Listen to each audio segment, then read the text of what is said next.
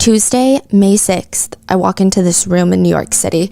I'm already nervous. My plane was delayed. I was supposed to be here yesterday. The room itself is so daunting. It's huge. It feels like it could fit 100 people, 200 people. I have no spatial awareness. It feels like a cathedral church without the peaked ceilings. The ceilings are tall, they're made out of wood, and everything about it feels like you cannot talk above a whisper. So right when you walk in through the double doors, you've already walked through this like carpeted hallway where you can hang your coat. Double doors open up. There's 2 retired law enforcement officers next to you. They're wearing bulletproof vests. They're retired? Yes, and now this is their job. So all of them are retired law enforcement.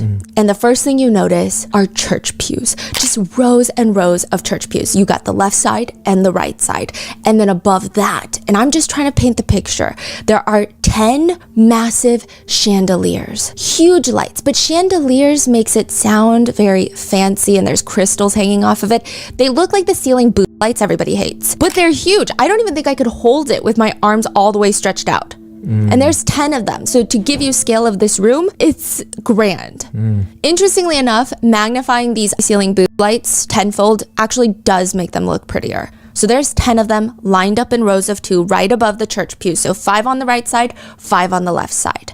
And then you have this like wooden little barricade, like a little wooden fence. I mean, you could easily jump over it. There's a little door. But beyond that, there's more rows and rows of seating, but they have computers and they have better chairs with cushions. And then at the very front of the room, you have this podium and this rope painting. It's a massive artwork that takes up the whole wall, and it's made out of rope that's been tied together, and it's different colors, and it's probably 2 of me standing tall. The church pews are just rock solid wood. You know it's good wood, but every time you inch your butt, you feel like the whole pew is vibrating. You can feel other people moving, and by hour 4, everybody's inching their butts because it's so sore from the solid wood pew. And it's awkward because almost everyone just sits on one side. Now, this is going to probably change on Monday, but during jury selection, we're all seated pretty much on the right side.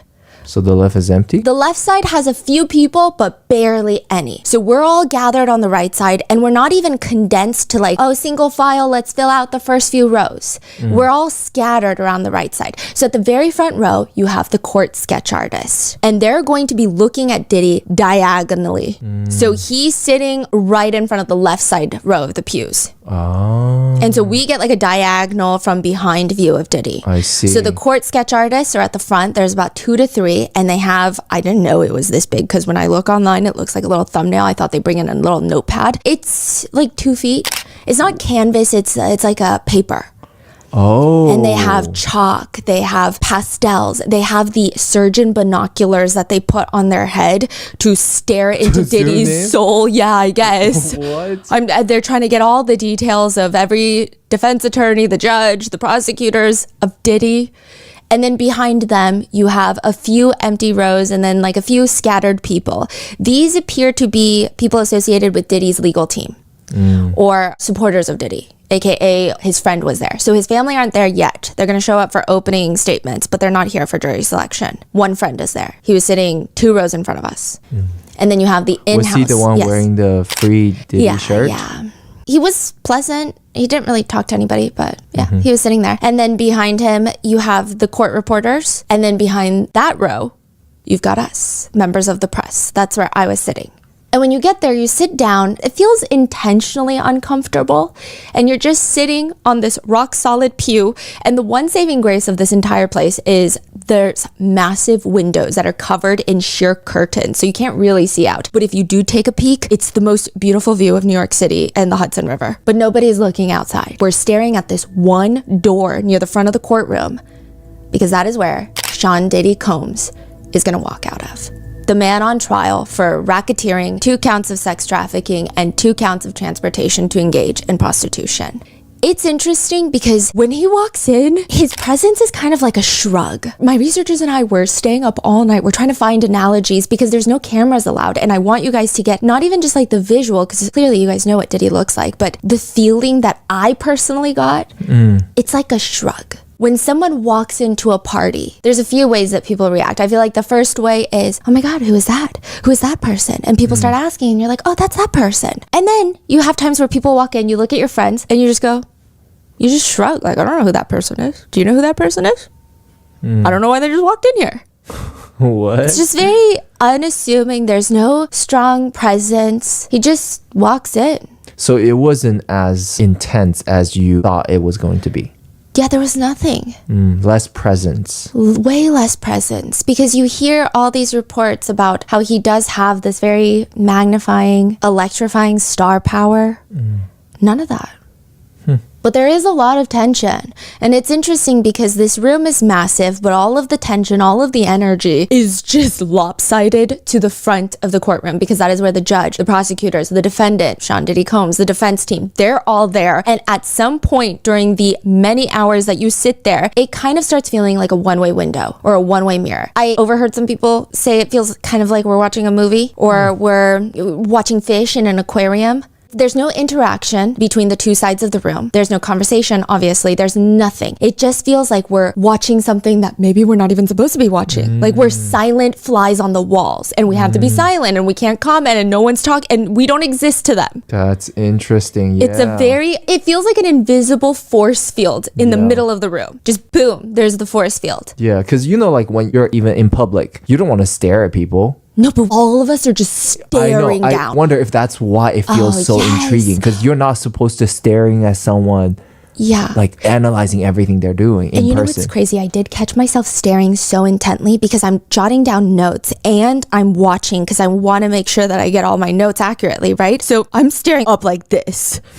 And then I made eye contact with someone who works at the court and it is very weird. I did feel like I'm breaking social norms. Yeah.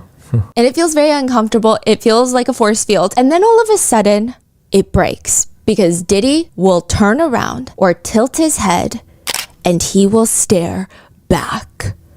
And this is a man, and my researchers warned me because their flight did not get delayed. So they came on Monday and they said, it's not like he's looking at one person specifically. I mean, I'm sure he's looking at his friend. I'm sure he's looking at the people that he works with, but it's not like he's looking at the members of the press. Like he doesn't really care about the members of the press like that. He's not like, hey, that one person, I'm going to stare at you.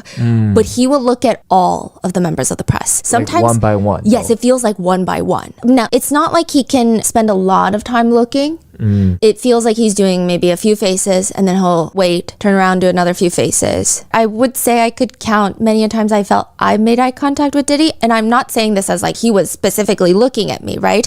But it's just he's trying to see who's in the courtroom. And the way he makes eye contact, I think that was more jolting. His presence was a shrug, but his eye contact is very intense.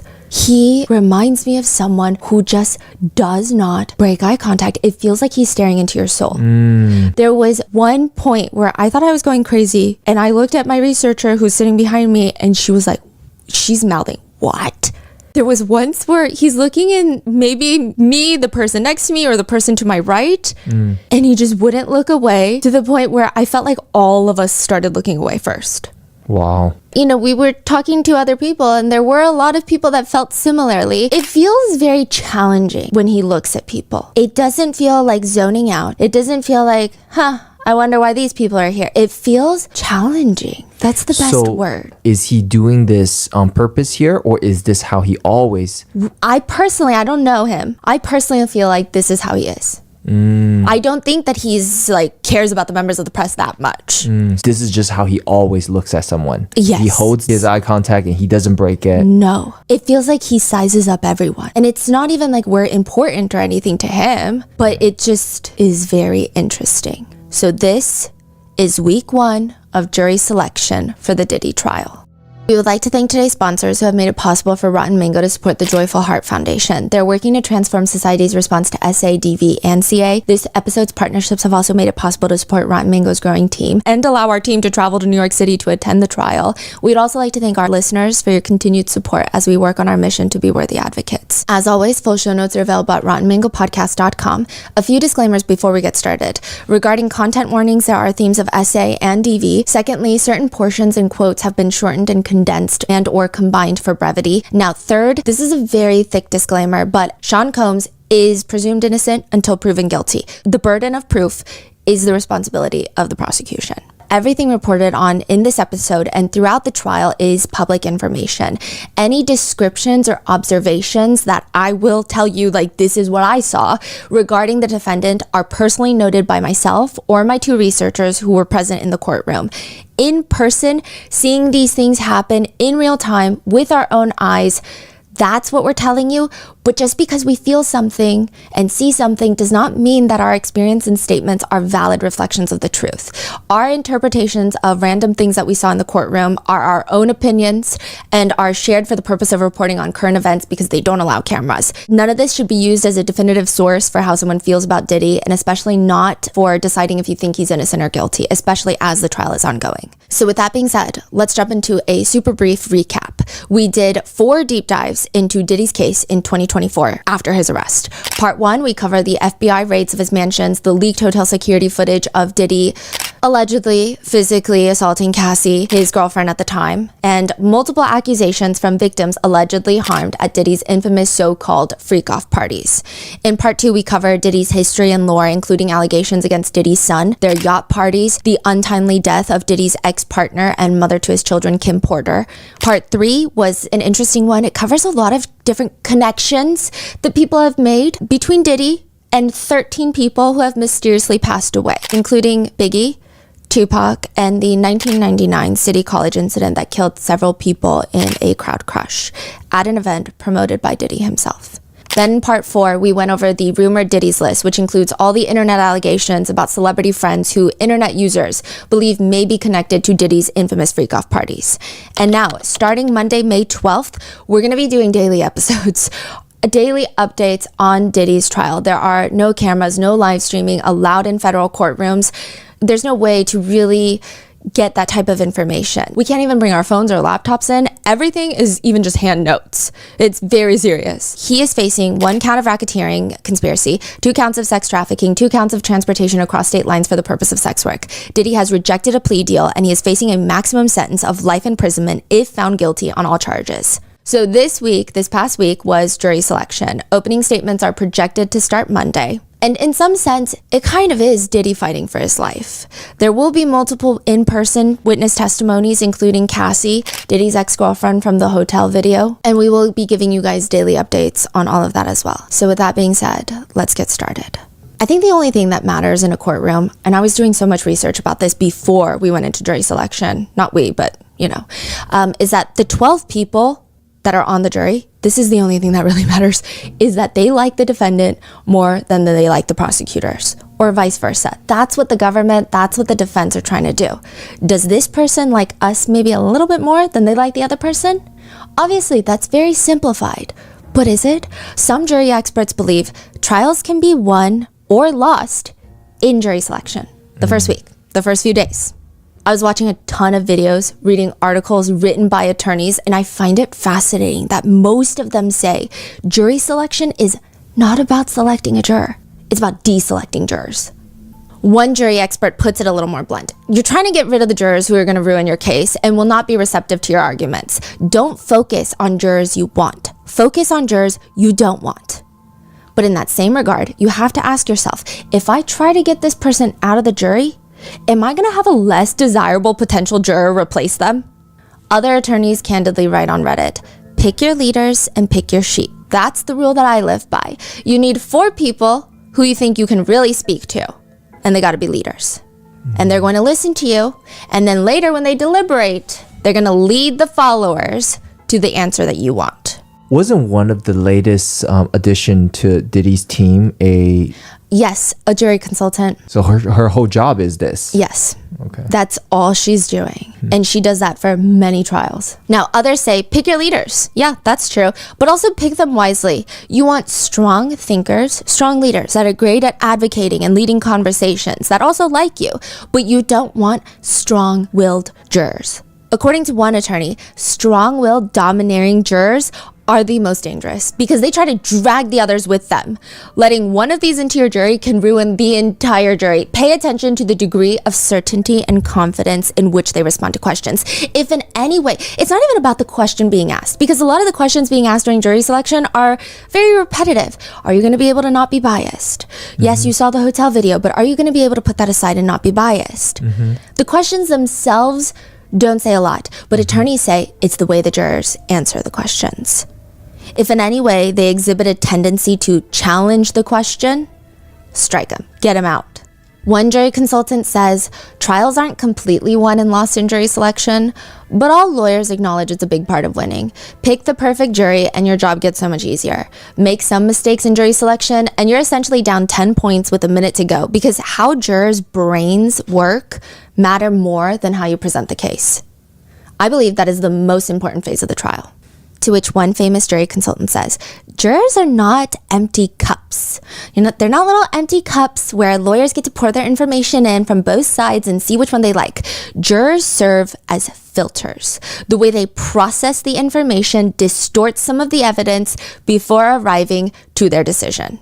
Basically saying, it doesn't really matter how good your case is if someone has such a strong fundamental bias against your case that you did not catch during jury selection, you might as well quit and move to Florida and change your government name, because you're not going to be able to convince them. That's how these attorneys describe it. Surveys done on jurors, a lot of them, they actually start forming opinions on everyone in that courtroom. I mean, obviously not people in the pews, everyone in the courtroom before the trial even starts. They're typically looking at, a lot of the times, the prosecutors and the defense attorneys, and obviously the defendant. They're typically looking for competent, energetic, organized attorneys who seem appreciative, patient, sympathetic, good listeners. They're looking for a pleasant presence, not the shrug presence that Diddy brought, but I don't think they care for that for him. Progressively, as the days go on, Diddy does seem to get a lot more confident. The first day that he walks in, he's wearing a white collared shirt, dark navy sweater on top. It's your very typical court defendant outfit. His hair is grayish white. And the way that my researcher describes it the very first day, because his demeanor does change a little bit the second day, she says, this is not Puff Daddy. This is a man named Sean Combs. This is a 55-year-old man with probably a bad left knee, which I would say is very accurate. There were multiple times throughout the first week of trial where either Diddy starts slapping his left knee under the table, like just really slapping it. It's not loud, but you can see like he's slapping it or chopping it.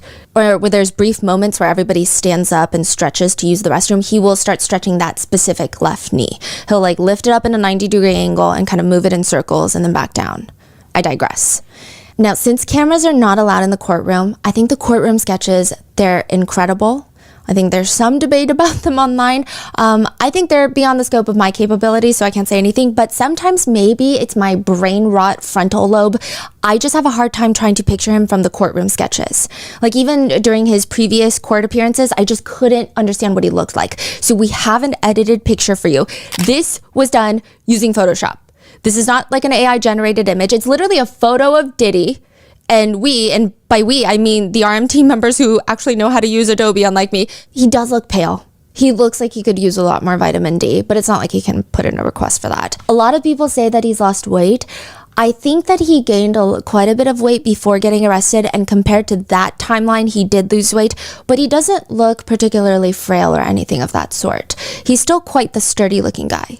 I thought it was interesting because visually, he looks a lot older than 55. He looks a lot older than he is. Really? Yes, he looks like jail is doing a number on him. However, this is the weird juxtaposition. I felt when he moves around minus his bad knee, the visual, he looks a lot older, but he's not slow. He doesn't seem physically unwell. Like, I feel like he could run a mile. Maybe it's the hair and... Maybe, and I do think it's the lack of sun, probably. And when he needs to get up from his chair, I mean, this man is up. For example, when a juror walks in or when a juror walks out of the courtroom during individual questioning, so it's one juror at a time, Diddy and the defense team typically stand up. He's pretty quick with it. He's not gripping the sides of his chair or the table to get up. He's not even slow. He's trying to make a good impression, is the feeling I have. He's up. He's very respectful. On two specific occasions, my researcher and I were scribbling in our notes, and we both looked at each other because Diddy, we felt, in our opinion, shot up out of his chair quicker than he normally does. And we look, and it's a very beautiful female juror with a lot of assets. Yeah. Really? Yeah, and we both wrote it individually in our notes. Like the way he just shoot up. Yes, and the way he just kept lingering and staring. Like all the other attorneys sat down first. And then he sat down. I mean, he could have been zoning out and thinking about lunch or the case. I don't know. So the white hair does kind of throw it off. It seems like he's turning into a full-blown grandfather, but physically he seems fine. Day one, he walks into the courtroom, and my researcher was telling me, and he did this again day two, he does this practically every day in court. He starts coming out into the courtroom, shaking all of his attorneys' hands, hugging them. Then he puts his hand to his chest and mouths thank you to the people who came to support him. So other people, I guess, related to his legal team or his friend, and they're in front of us, and he's like saying thank you. Sometimes he'll look around and put his fist to his chest for his friend. Again, his family will, I believe, be there on Monday, so we'll see what his interactions with them are. Diddy mouths thank you, and you can't really hear it. And with that, day one starts. It's a pretty big day. A whole group of jurors are going to be brought into the courtroom. So this is, again, same thing, but they're going to sit in the church pews directly behind Diddy. So they all get brought in behind Diddy using the massive 2 doors that I came through. And I sit right. They come and they sit in the pews right behind Diddy. How many came in at a time? Like 40. Oh, wow. And they just single file come in and they just line around the pews. Okay, so they take up like 5-6 pews and they're going to be sworn in. But while they're coming in a single file line, Diddy and the defense are staring at them. Which makes sense because a lot of these attorneys, they write online and they write articles. You want to know their age, race, gender, probably even the way they're dressed to get a grasp of, do they have any certain hobbies, socioeconomic status? What does their attire say about them? What does their posture say about them? Do they look annoyed to be here? Do they look too enthusiastic to be here? The jurors get sworn in and then they get brought back out of the courtroom. And then they go wait in another courtroom. So then they're each called in one by one for a individual questioning.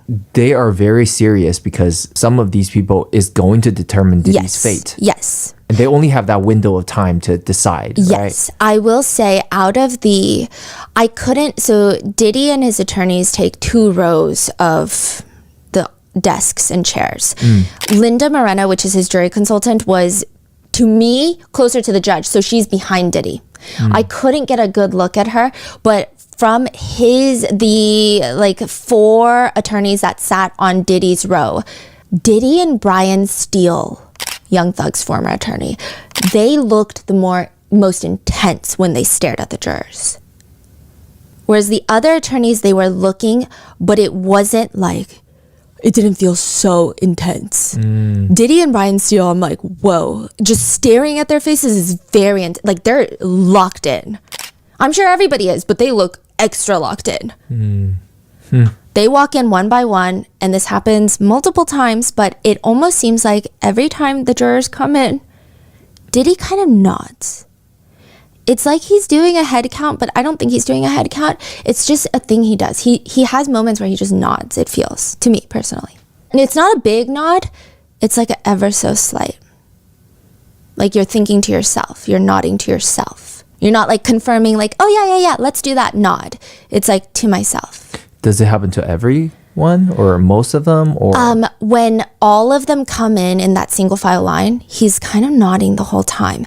Day one, both of my researchers were freaking out and telling me, I'm like, in the car on the way to meet with them.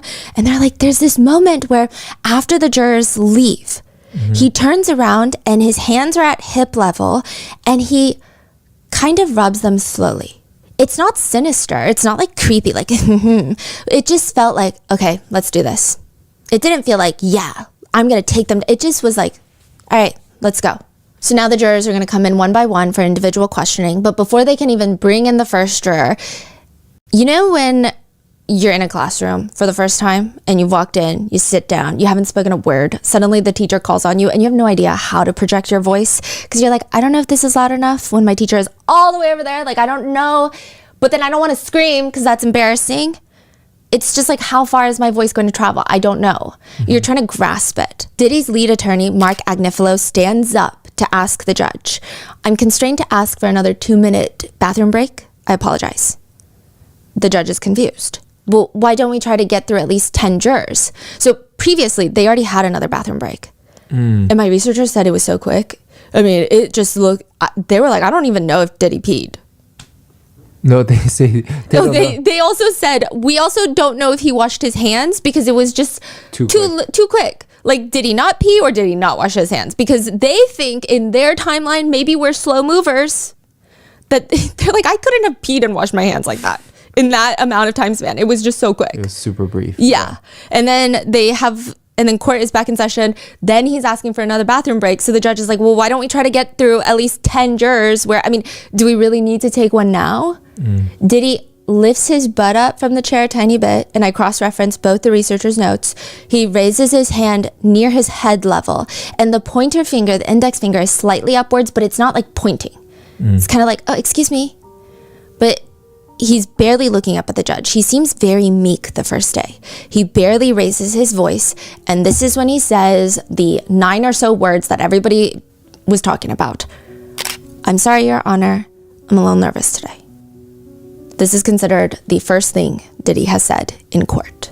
And did he get a bathroom break after that? Yeah, he did. How long does usually one individual juror session take? It really depends. Like 5 minutes? 39 a day. And then there's group questioning. Yeah. And then there's also a few breaks and like lunch. Okay, so it's like 5-10 minutes? Yeah, and then it really depends. Like some jurors, if they don't answer yes to specific questions, they don't really ask anything more. I see. Recently, Drake released this new song, and okay, it's just not been a good year for Drake. I mean, I feel like years ago, all the titles are like the new face of hip hop. Now the article headlines are we sure Drake is okay?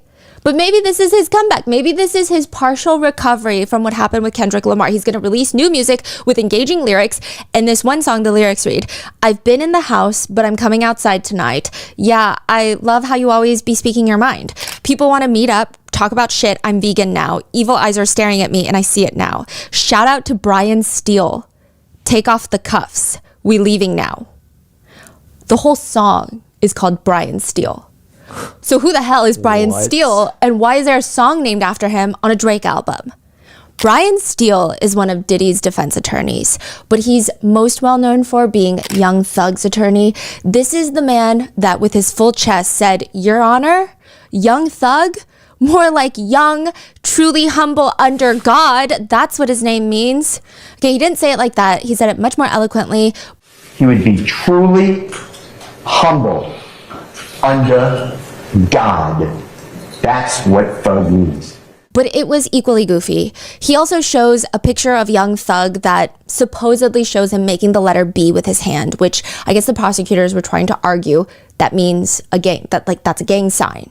Pretty much that's a B, which I think by a lot of netizens, or really anyone with some ocular capacity, could see that it does indeed probably look like a B.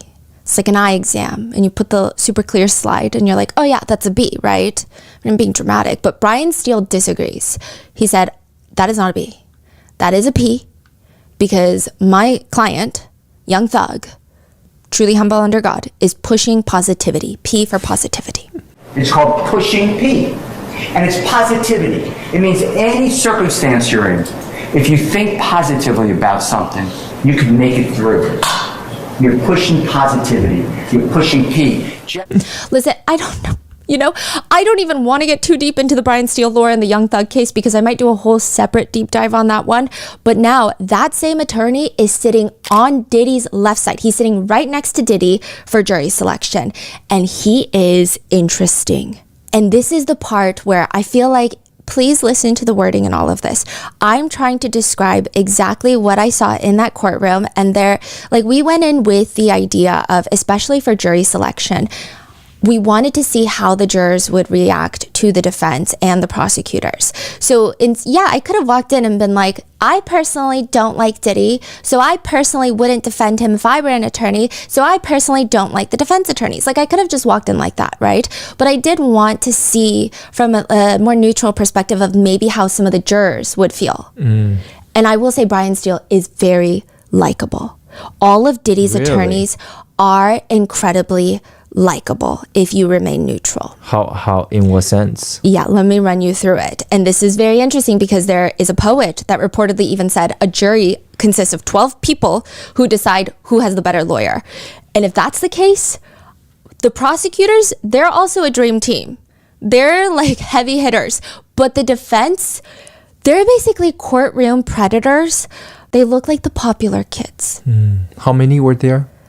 Oh, there were a lot. So on the row that Diddy was sitting, it was his two main leads and then two to his left. And then there were three in front of him. And then there were a few in the pews.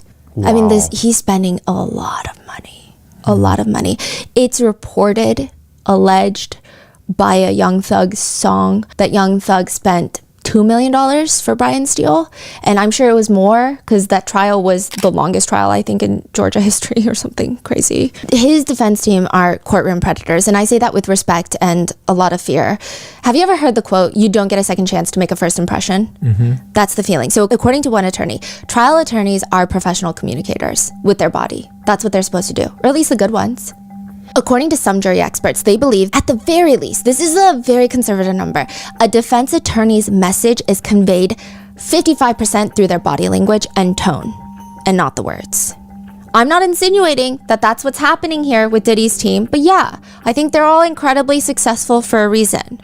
One attorney says when you walk into that courthouse, you're on. Everyone is watching. In that courtroom, the jury is watching you, not when you start talking. They're watching you from the moment you walk in, long before you say anything. They will notice everything about you and draw conclusions about who you are. It is advised that trial attorneys, especially in the beginning, perhaps practice smiling, a soft smile in the mirror, so they have a neutral, natural, resting facial expression. I don't know if any of Diddy's defense attorneys stare at a mirror when they get home, but I would believe it if you told me they did because they're incredibly polished. They're friendly, and aside from Diddy just sitting there at their table, a lot of people in the courtroom seem to like the defense team. They seem to have good relationships with the prosecutors. A lot of them used to work at the DA's office. Yeah, it seems... I mean, not the defendant, I don't know about that, but the defense team. So you have his lead attorney, Mark Agnifilo. Appearance-wise, he has salt and pepper hair. I would say more like 70% pepper. I'll keep you updated on if that progresses one way or another during the trial. He has a bit of a rounder face, which actually makes him look a lot more approachable and younger. In a lot of the pictures I find of him online, he looks kind of angry. I think he usually gets his picture taken when he's mid-sentence talking about clients outside the courtroom. So he does look kind of, his eyebrows are crunched together. He doesn't look nice. In court, he looks mainly focused. He doesn't look particularly stressed or angry ever. And I'm sure that's something that all the defense attorneys are trying to show in their demeanor. He's got more of a geeky energy to him. He walks in with one of those backpacks that are like double the size of his back. It's like the backpacks that the smart kids have in school, the one with 10,000 different zippers, which I feel like is less utilitarian and more like bragging about one's finger dexterity, but he has one of those backpacks. His energy overall is the dad that you ask to take a picture of you on the iPad, and then he'll take a picture of himself and hee ha ha to himself. That's the energy. I'm not saying this is who he is. I'm not saying he's a great person. He has defended lots of questionable people. I'm just saying that's his energy. If I know nothing about him and I walk in as a potential juror, like that's the energy I would get personally. Mark Agnifilo is known for representing Keith Raniere, NXIVM cult leader who was sentenced to 120 years in federal prison for similar charges of racketeering and sex trafficking. Keith Raniere also, he liked to wear the defendant starter pack, white collared shirt, blue sweater, and the way that Mark represented Keith could tell us maybe about how he's going to talk about his new client Diddy. He does the very typical, you might not like Keith Raniere, you might not like what he did, it's disgusting, it's offensive, it's gross, ooh, all that sexual stuff, but you can't convict him because everyone was a willing participant. You can't convict someone for being disgusting and repulsive and offensive. It's not against the law. AKA, a lot of people think that the defense is going to try and say that there's no sex trafficking in Diddy's case, that it's just Diddy being a swinger. AKA, jurors, you might not agree with the lifestyle, but that doesn't make it a crime. Now, despite Mark's slightly approachable, unassuming look, he clearly is a very intense man. One person describes him as a boxer moving through the courtroom, controlled, watchful. Every word is a jab. Every cross-examination is a calculated strike. He has an unimaginable ability to navigate high-pressure cases. One person says he's built a reputation off of taking cases to trial rather than settling. He prefers to challenge government allegations head-on. To put it simply, this man is probably a tank in the courtroom. But this is still probably one of his most challenging cases yet. Now, side note, he has now joined his wife Karen Agnifilo in defending Luigi Mangione, so he is officially on that legal team. Really? Yes, and Luigi Mangione and Diddy are in the same prison, or jail. One netizen comments, people have mixed feelings about all this.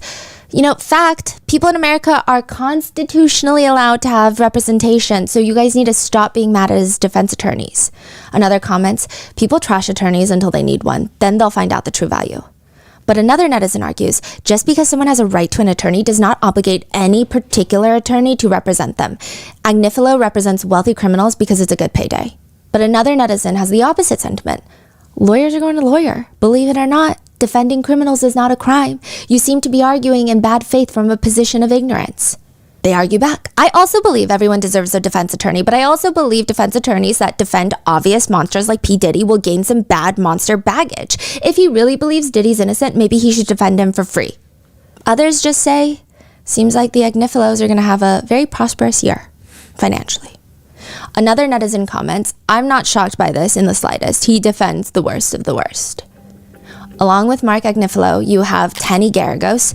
Tenny she's so put together. She walks in 4-inch heels. She's ready for the day. She's probably most well known for posting a few TikToks last year, more or less defending Diddy on social media, which you can imagine social media and TikTok did not like. All right, here we go again. Diddy sued by a former bandmate. I'm his lawyer, and here's why you should care. Last night, Dawn. Some accuse her of being a sellout. Others point out that in one particular interview, it appears that she's wearing white nail polish. I will say it looks a little more baby pink. And some just comment, you know what? No shame in her game. A lot of people, regardless of her own success thus far, though, she's kind of known to be a Nepo baby. But other people say, well, yeah, she's a Nepo baby, but she still is pretty accomplished in her own right. Others comment, I love that she's following in the footsteps of representing the scum of the earth just like her father did. I mean, somebody's got to do it. I do think that watching her in the courtroom, she might be a Nepo baby, and maybe you can tell by some of her outfit choices or her bag choices. She looks really rich. And we might all have our opinions on people who defend Diddy, yes. But the way she works, I think objectively, she's very good at what she does. But what do I know? She seems very in control. She's poised. She's sharp. Her father is famous attorney Mark Garagos. He's known for a lot of cases. He represented Hunter Biden, Chris Brown, Michael Jackson, the Menendez brothers. He actually just took them on in 2023. So I don't believe he was part of the original trial. So he is advocating for a new trial. Then he represented Scott Peterson, who is actively seeking to overturn his murder conviction, by the way. And we might do another deep dive on that. But Mark Garagos has a whole podcast. So he's not officially on Diddy's legal team. His daughter is. Yes, and he's a long-term legal consultant for Diddy. He has a podcast with TMZ called Two Angry Men, which got him into a lot of trouble recently. He goes on there and he calls the prosecution team a, quote, six-pack of white women. My understanding is you got a six-pack of white women. To which later, according to court transcripts, the judge tells Mr. Garagos, when you say things on a podcast like 6 women, all white, my understanding is that you got a six-pack of white women. That's something that you shouldn't, that no one should be saying as an officer of the court and a member of the bar, right? To which Mark Garagos responds, I think when you've got a black man who's being prosecuted and the client feels like he's being targeted, it's an observation. The judge doesn't seem to be having it. I think this is ridiculous. I think referring to the prosecution in this case as a six-pack of white women is outrageous. All right? And I understand what you're saying about the cases and everything else, but I think this is outrageous, and this would not be tolerated in any court from any lawyer anywhere across the nation. And I'm going to be watching and I'm going to be listening. All right? You have one more listener for your podcast. To which Mark Garagos responds, as long as you subscribe, I'm all for it. The judge hits back, you heard me, and you've heard what I've said, you know I'll be watching. This judge is very intense. This is the same honorable sir that just looked like he biked to work. This judge is very multifaceted. There's a clip of him walking into the courthouse and he's wearing athletic wear. He has got his big headphones on and it's very different from when he's in the courtroom. He, so far, is a very compassionate, fair, firm, incredibly sharp judge. He's so sharp. His brain, it runs on 5 times speed. Really? And he's like a tank. He's like, you guys have to tell me about lunch because I'm just going to keep going. Yeah. He's a Judge Subramaniam. He is a former clerk for Justice RBG, Ruth Bader Ginsburg. He's the first Indian American to be the New York District Court judge. He was nominated to SDNY in 2022 by former President Biden. And now the clip of him walking into the courthouse for work, it starts going semi-viral. He looks so young. He looks like an intern. And I say that in the coolest, most respectful way. He's so multifaceted, Your Honor. The comments to him, however, are unhinged. They read, he's bumping to Cassie's songs. He's listening to Diddy's No Way Out. Some comment, I don't know why, but this makes me trust him more. Others say, I feel like the judges who take on serious cases like this should be provided security.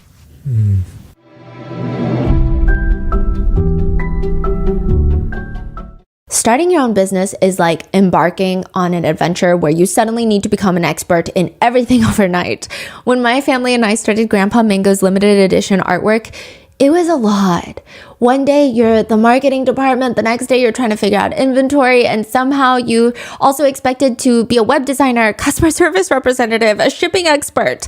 Finding the right tool was the cornerstone for Grandpa Mango Studio. It's truly the difference between drowning in tasks and thriving in your business. For millions of entrepreneurs just like me and you, that essential tool is Shopify. With world-class expertise built into every corner of the platform, Shopify handles everything that would otherwise keep you up at night. With hundreds of ready-to-use templates and intuitive AI tools, you can build beautiful online presence that perfectly captures your brand's personality and style. No coding or design degree required. Sign up for your $1 per month trial and start selling today at shopify.com/rotten. Go to shopify.com/rotten. Shopify.com/rotten.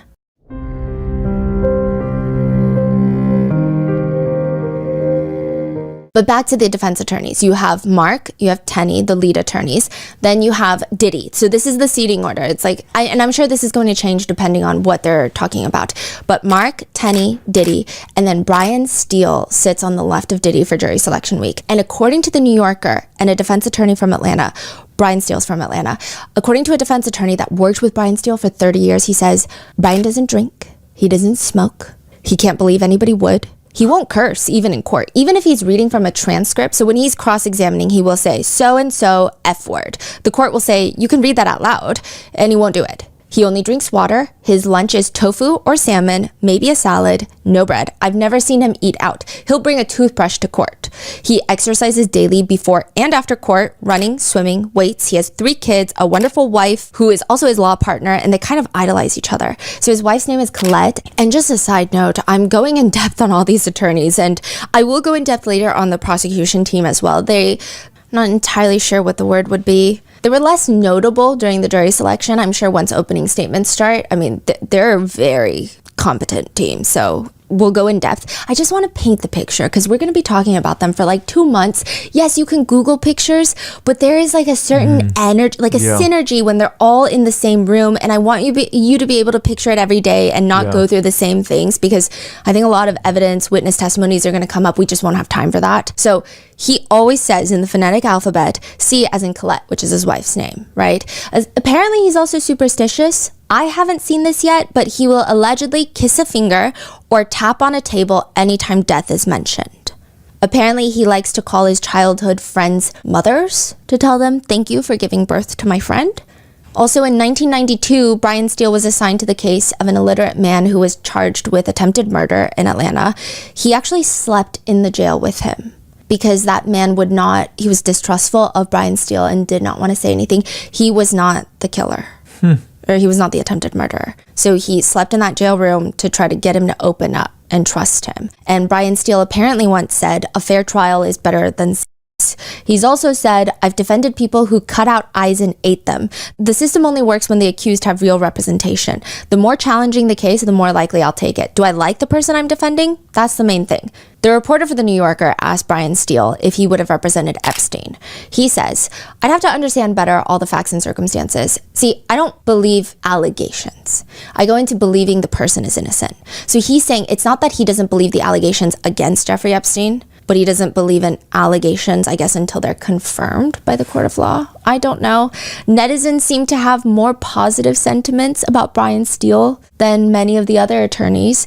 More people are defending his choice of defending Diddy. Others are commenting, or a depletion. Others feel genuinely offended because I think they were emotionally invested into Brian Steele after the Young Thug trial. Some people comment, I mean, he's a defense attorney defending the accused, even bad people, and making sure that the state proves their case is his job, I guess. To which someone comments, I don't think anybody's going to hold it against him for not getting Diddy out, right? Except maybe Diddy. Others say, dude's gonna make so much money. He's gonna do pro bono work at the local courthouse after this. Other people say, I mean, on an emotional level, I'm disgusted that anyone would sign up to defend Diddy, but outside my emotions, this is necessary. State has to prove their case, and defense attorneys don't always defend likable people. His work is necessary, even if I want Diddy locked up. The New Yorker describes him of having a Boy Scoutish manner. And I could see that. He seems really interested in everything happening in court. All the attorneys are. No one looks like they're zoning out. But he's sitting left of Diddy, and maybe this is a natural thing. Maybe he's got a better right hip and he likes to lean to the right? But being an attorney for a case like this, it could be argued that maybe it's all intentional. He's always leaning closer to Diddy. He's always resting his right arm on the right side of his chair closer to Diddy because he's sitting on Diddy's left. He also has, the energy is Mark and Tenny are very serious. They're not overly serious or aggressive or skeptical. They're just very in work mode. Brian Steele, there's a lot of moments where he appears to be having a good time sitting next to Diddy. Really? Yeah, Such it's like as? They're passing notes. Brian Steele is smiling. And again, look, I only know what I remember seeing from the other side of the courtroom and my very limited research about Diddy's humor, but Diddy is a big personality. I have never read that he was known to be someone who just makes others chuckle at rapidly reoccurring frequencies, you know? Not that I know of, but Brian Steele seems to genuinely enjoy, I don't know about genuine, he seems to be enjoying his time sitting next to Diddy in the courtroom. But does he really? We don't know. Yeah, and he has a lot of interesting things that he does. I will say I believe the tapping on the desk when death comes up because a lot of his movements are very repetitive. So he wears reading glasses. If he is looking at the screen, he'll have them on. If he's not looking at the screen, he'll take them off, and he kind of puts the glasses tip into his mouth. He likes to stick things into his mouth, be it a pen, be it his glasses. He also has a bright pink water bottle that he drinks out of. And I'm like, I always try to analyze, is this very intentional to come off very likable, or is this genuinely just who this guy is? I don't know. I see him frequently use a pink highlighter. He's got this stance. So anytime there's a break, Diddy's not like lingering and mingling. Diddy gets taken to the back because he needs to be held. And there will be breaks where people need to go use the restroom. And the lawyers, they can come out, the attorneys, they can come out and they can talk, not to the members of the press, they're on a gag order, but they can talk to their colleagues. They can talk to the prosecutors. They can talk to Diddy's friend, right? And they all just seem relaxed. They seem like the cool kids, but Brian Steele has his go-to pose.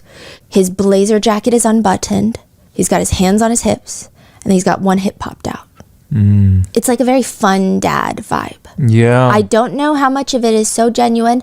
I did read in a separate article that one judge said if Brian Steele cries in court, like he would believe it. He's very genuine, is the feeling. But I don't know. I think he's a fascinating addition to the defense team. And I'm not saying this like, oh, Brian Steele is a good man. I don't know the man. He's a good man and he's defending Diddy, so that must mean something. That's not what I'm saying. I think it's very smart that he hired Brian Steele. Clearly, Brian Steele has extensive history with defending against RICO charges, racketeering charges, which Diddy is accused of. But I do feel like to some degree, was he brought on for positive press, positive associations? Because he was a huge meme during Young Thug. Along with Brian Steele, we have Nicole Westmoreland, who also represented Young Thug. Notably, she is a survivor of SA. She is the only Black woman on his defense team so far. And I would say if netizens like Brian Steele, less people know of Nicole Westmoreland, but more people like her. A lot of people are really amazed at how she overcame trauma. She was SA'd in the past and she became this successful attorney. A few netizens are concerned about the conversation around her being an SA victim and her joining Diddy's defense. Some feel betrayed, writing, she should be ashamed of herself for defending him then. Or another one that reads, if she thinks mentioning her SA will be a strategy to help him, she's wrong. Which I feel like is all kind of icky, the commentary about her essay that is by random internet people. And then you have Alexandra Shapiro. She's got shoulder length blonde hair. It's a little curly. She looks incredibly athletic. If you watch those movies about like New York City power women who do it all, that's the kind of energy she gives me. She looks like she's an attorney. On the weekend, she works on her novel, her fiction thriller novel, and then runs marathons. I don't know if she actually does that. I don't know if she runs marathons. But she is an attorney, and she did release a fiction thriller novel in 2022 called Presumed Guilty. And as someone who has to lay down after going out for approximately 1 hour, she seems like she's going to be running circles. We don't know what she's going to be deployed to do for this case, but she represented SBF. She's described as a former big law titan. She's also clerked for Ruth Gator Binsberg, but not at the same time this judge did. Others say, call Alexandra Shapiro if you can afford her. Additionally, on the team, there's Xavier Donaldson, Anna Estavo, Jason Driscoll. They're all super successful attorneys, but they're less talked about. So there's not many things that we can go off of, at least not on the internet. So I guess it'll be interesting to see what they do during the trial. But all of them do have a presence about them. They know what they're doing. They're likable. They're the popular kids. One legal expert describes the team as, I'm looking at the team, especially on the first day of jury selection. It seems like they've got people who are experts in their own kind of general areas. I think the team that Diddy has put together are some heavy hitters in their own rights, and they're working together as such. But maybe, at least for this past week, maybe the most important person on Diddy's team is Linda Moreno, the jury consultant. She's here to help decide which jurors would be the most advantageous for Diddy. And again, we don't really get to, like the prosecutor, we're gonna cover it all. This is not like me just talking about Diddy's team. It's just there were not as many notable moments, and I think we won't really understand what angle they're going for until the opening statements. Now, one attorney completely unrelated to all of this, slightly controversial, bizarrely comments, generally speaking, I mean, there's all these other small things you can do to find the right juror. The heavy, rounded face, happy-looking person is the most desirable. The undesirable juror is quite the slight, underweight, delicate type. Features are going to be sharp and fragile, and he's got a very lean look. The athletic juror is hard to categorize. Usually he is hard to convince, but once he's convinced, he will go all the way with you. As for Linda Moreno, she's a juror expert on anti-Muslim bias in American jury trials. The trial of Nora Salman, the widow of the Pulse nightclub shooter, Linda Moreno got her acquitted. That was the first complete acquittal of terrorism charges in America since 9/11. Now, without getting too much into her cases, at least not in this moment, she does have a fascinating way of picking jurors. For example, in one case, she was representing a client that was charged with explosives. She says it's all about picking a jury. So in that particular trial, one prospective juror talked about how her brother had served in Iraq and how she had grew up in Vietnam during the Vietnam War. A lot of people on the defense team wanted to get rid of this juror because you're dealing with explosive charges. This is not good. There's going to be a lack of understanding there. They don't want her on the jury, but Linda Moreno wants to keep her. She's saying she had a clear, strong voice, suggesting that she thought about a lot of things. And something she said really impressed me. You would have to live through the war in Vietnam to understand why people did what they did. She said, we're keeping her. She was firm. She said, if selected, she's going to have the sensitivity to put herself in other people's shoes. That juror was one of the 5 leading the jury to an acquittal. That is so fascinating. I feel like nobody talks about like the deeper level of what these people will determine? Oh, we're going to get into different, they have different methods. What do you mean? Oh, yeah, just you wait. So one person describes Linda as having a very gentle persistence that makes a huge difference. She does seem gentle. She's an older woman now. She seems very slender. She had on giant pearls, a pearl necklace. I mean, I think she must have been very successful in her career because those pearls were crazy. Yeah, they looked beautiful. Definitely not as strong as a presence, but maybe that's intentional. Maybe she wants to fly under the radar so she can analyze jurors without them feeling like she's analyzing them. And they're focused on the other attorneys so she can just watch. I don't know. They say that she has a very laid-back politeness about her, to which Linda Moreno once said, "I had to be polite but not shy to get things done. I also had to pay close attention to what people said." Another person says her instincts, her ability to read people, I mean, it has a lot to do with a lot of the great outcomes that attorneys will have if she's on their team. She was born a lawyer. No, I'm serious. So for her 12th birthday, Linda Moreno said that she received her favorite movie, which was 12 Angry Men, which is about jury deliberations in a murder case. Another colleague says, if anyone can figure out the jury, it's going to be Linda. It is also believed that she never has more than one client at a time. A lot of attorneys will have multiple clients at a time. She says that she likes to solely focus on just one case, and that's it. It is believed, this is not public information, so we don't know, it's believed that someone like Linda Moreno would charge Diddy around $1 million for her services to be a jury consultant. Others argue it's probably going to be a lot more than that. One person who worked with Linda says, "What strikes me about her is her complete dedication to her clients, which continues to this day." Now, this is not something that Linda Moreno has said, but from our research, because I was so intrigued about like the different models, some attorneys will use their own model. It seems like most attorneys, at least from what I can gather on like subreddits where attorneys are talking about jury selection, they have their own unique model that they tweak depending on the charges of the case and depending on that specific defendant. But they all have some sort of tailored to them model that they like to categorize potential jurors. So these are very basic, probably dumb models, but I thought it was intriguing. So one model is the 3 categories of good juror, poison juror, and go with the flower juror. One attorney says, typically it's fairly simple to spot good jurors. You just say a joke and they'll laugh or they'll give you eye contact, they'll nod, they'll do the smile. They're eagerly, not too eager, but just very happy to fulfill their civic duty. They're doing their best. Those are the good jurors. Then you have the poison jurors. These are typically cynical, they get agitated easily, and they like to be silent most of the time. That's what's dangerous because they fly under the radar. Then you have go with the flowers. Quiet. Initially, they have indifferent opinions and are open to listening to the evidence. So clearly in this model, you want to identify and remove the jurors that are poison. Another model some attorneys say they like to use is the leadership authority model, classifying and dividing jurors based on their influence and decision-making approach. So there's 3 categorizations, or at least this model does. Leaders, so jurors who influence others during deliberations, they're going to be in the back rooms like, no, guys, look at this. They have strong personalities. They can sway the opinions of other jurors. And then you have authoritarians. In criminal trials, authoritarians typically favor the prosecutors. It's not a bad thing. It's just who they are. So the defense are going to want them out of the jury. Typically, they prefer police. They like authority figures. They have high respect for authority figures. They're not sitting there like, oh, yeah, I love the police, but it's just in them. It's like an innate bias. Some people just respond better to authority figures than others. They often hold more conservative views on crime and punishment as well. Then you've got the followers, jurors who tend to be influenced by the stronger personalities and opinions in the jury room.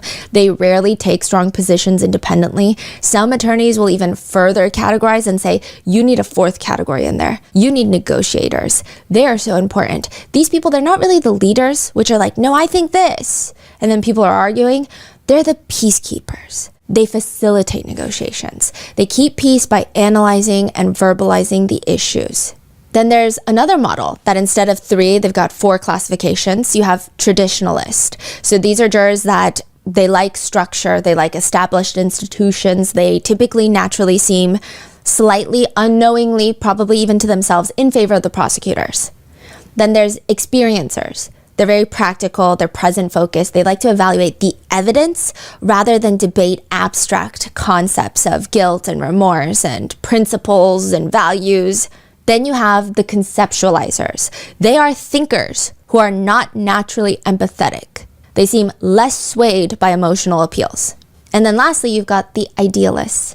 More empathetic, more focused on human impact rather than the evidence. They're way more receptive to considering a defendant's circumstances. Typically, it's said defense attorneys like influential leaders with a skepticism towards authority. They exhibit natural leadership qualities, but they don't like institutional power structures. As for the temperament-based model, defense attorneys say they might prefer idealists. They're empathy-driven, especially if your client has mental health that's going to be coming into it, a mental illness or some sort of dire situation that they're trying to argue is for the case. They're empathy driven. And then people that are super analytical, some defense attorneys like them because the burden of proof is on the government. So these people, they demand logical consistency in the prosecutor's arguments. They have high standard for the prosecutors. They identify flaws in forensic evidence chains, logical gaps in timeline reconstructions, overreach in expert testimony. They're very analytical. So all of this makes sense. But according to some attorneys, the absolute worst type of juror that you can have is a stealth juror. Stealth jurors deliberately conceal bias to infiltrate the jury. Usually you can tell when they have inconsistencies in their answers. Their written questionnaire, their responses versus what they tell the judge during their individual questioning, they don't match. Or sometimes they try to overcompensate and really sell themselves as being impartial. Usually stealth jurors, they have different motivations. Financial gain, media deals, book deals after the trial, ideological, maybe they have a personal vendetta, or just a lot of the times it's thrill seeking, especially for high profile cases. To just be like, I was part of that.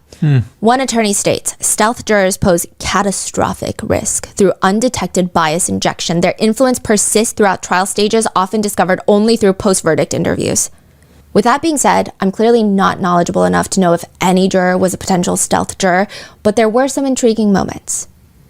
Publishing houses have what's called a slush pile.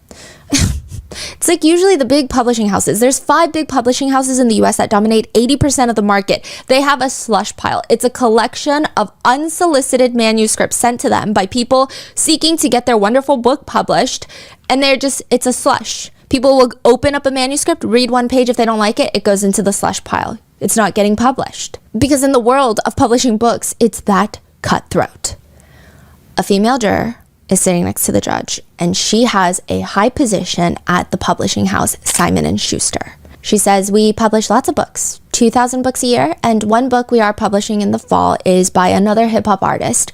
And I know that that book contains some information or some accusations.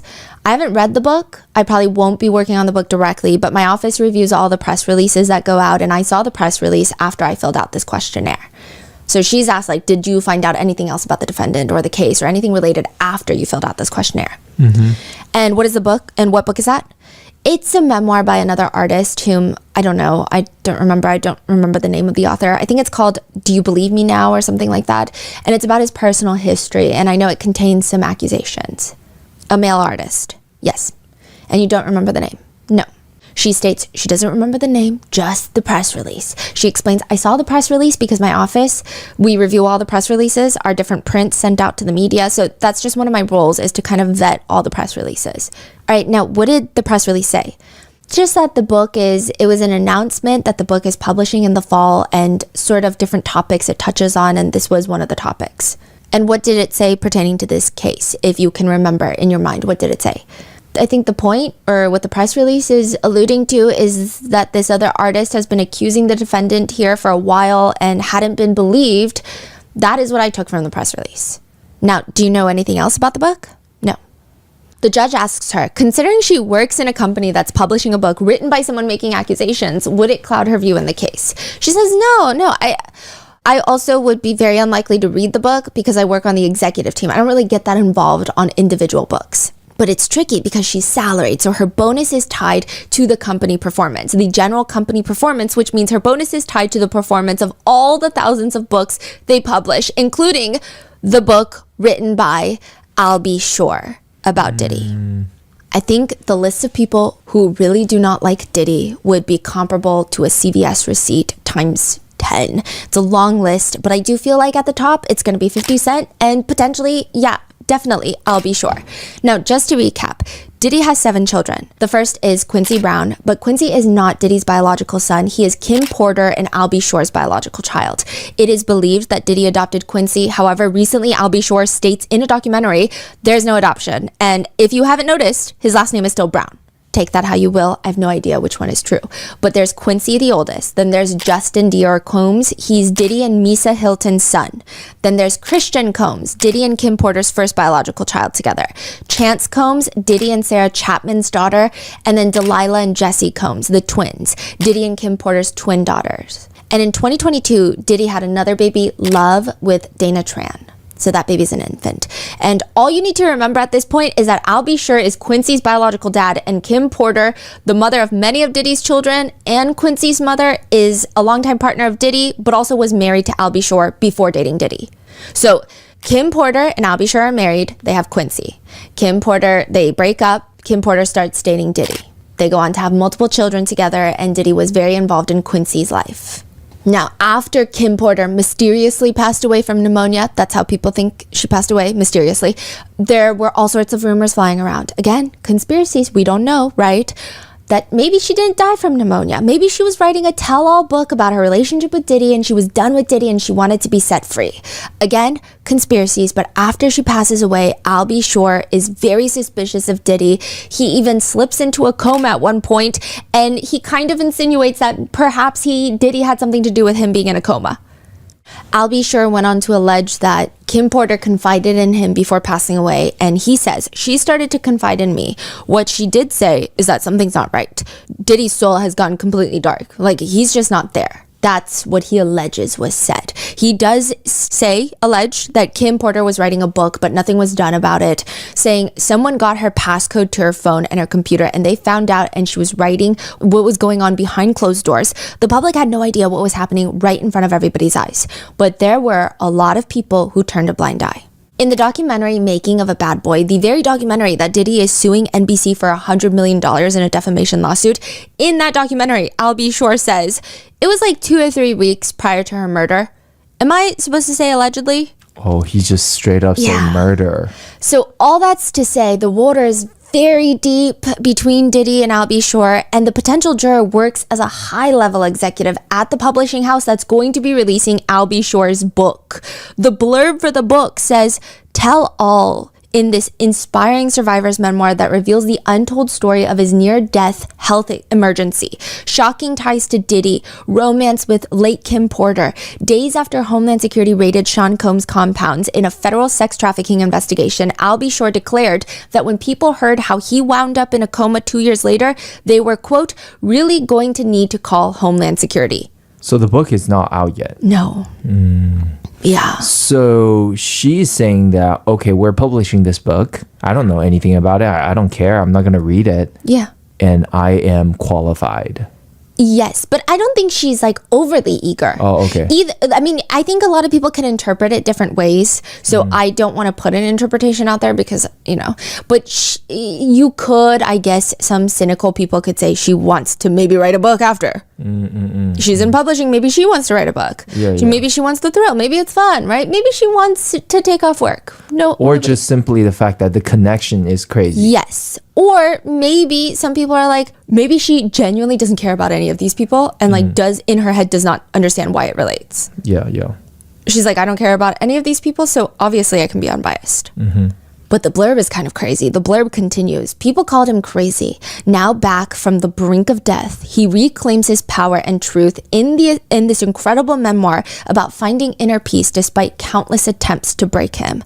The last lines of the blurb read, Al B. Sure is one of the few still living to tell the whole story. Which, I'm not insinuating anything, but that just feels like a bad sentence to even utter into existence whilst publishing a reportedly explosive memoir, which is going to be titled, Do You Believe Me Now? It just feels like an unnecessary potential jinxing. Regardless of how one feels about Al B. Sure or the death of Kim Porter or Diddy, it probably would not provide Diddy a fair trial if this juror were on the jury. Why do we care if Diddy gets a fair trial? Because if he doesn't get a fair trial, the conviction could be overturned, if there is one. And everyone should be entitled to a fair trial. So yes, justice, but also it's like, if you genuinely want justice, you need a fair trial. Yeah. She is ultimately excluded from the jury. Now, please keep in mind, anything I say in the entirety of this episode, especially right now, is a personal opinion. I've had a lot of personal opinions, great ones, and some bad ones. But whatever I say does not mean, oh, this action means he's doing this. Like, for example, there will be some days where I feel incredibly insecure about the way that I look and I start spiraling. And maybe in a video, I touch my hair because I feel ugly. But someone will comment, look at this narcissist. She's obsessed with herself. It's like a very different interpretation. Maybe it's true, maybe it's not true. So just take it like that. I don't know. This is just what I saw and how I personally interpreted what I saw visually with my eyeballs. With that being said, I personally felt like Diddy was kind of an iPad kid during moments of the trial. He was given an iPad by his attorneys to look at, specifically related to the case. It's just interesting. He has reading glasses and he will put them on kind of randomly. I don't know if there's a method to it. I don't know. Maybe he is reading something and I just can't see it because he's further away. But it just seemed a little random. Sometimes they'd be on, sometimes they'd be off. So the first day, the researchers were like, they'd be on and then they'd be off at random times, to the point where we're like, we don't even know if there's a prescription in these, if these are even reading glasses. And then he would always put them on the desk, put them back on, put them on the desk, put them back on. It was a very feeling is how they felt. It was, do I feel like I want to put my glasses on? And then the second day, he started putting them up on the top of his head. And then putting them down, putting them at the top. Maybe we're overanalyzing absolutely nothing. But the way that Brian Steele would kind of tippy tap on the iPad next to him gave iPad kid. There's this fascinating moment on day one of trial, the very first day that jury selection begins, right before the jurors come in. At this point, it's just the judge, the court personnel, defense team, the prosecutors, and members of the press. The jurors are about to walk in that door. My researcher was like, Brian Steele reaches over, beep boop bops on the iPad. Beep boop bop. Front camera turns on, and they just see Diddy on the iPad because it's the camera. The front camera's turning on like a mirror, and he's wearing his reading glasses. And then Diddy proceeds to lift the iPad up 4 or 5 inches and looks at himself before putting it down. There's nothing deep about it. I'm sure he's just trying to make sure nothing's on his face for when the jurors actually come in. But they said it was so weird. It's a fascinating visual. Yeah, like Brian Steele is older than Diddy, but he's over there beep-boop bopping on the iPad for Diddy. It was weird. Or maybe... and then more cynically, I guess you could say, maybe this is all a thing. Make Diddy seem like a clueless, I don't know what's going on. Can you help me? I'm kind of lost, and all these powerful attorneys know so much. Diminish some of his power. I don't know. In another part, this was, I saw this. Brian Steele is putting on his blazer. So sometimes he would just be in his dress shirt, and then he's putting on his blazer. And there's a little fuss about it. And Diddy is just all hands on board, helping him put his blazer on with both hands. So he's got his hand on the back of the collar for Brian Steele. His left hand is on Brian Steele's like neck area. And then his right hand is reaching over around Brian Steele's neck in the front to fix the collar. Now, can I just say something? I've never seen a man have trouble putting on a suit blazer. I don't even think that my own tailoring a shirt would be this. It was a lot. It wasn't even just like, let me fix your collar. Yeah, like blazer is a pretty easy collar fix. Yeah. That's interesting. It just was a lot of effort, just like a lot of.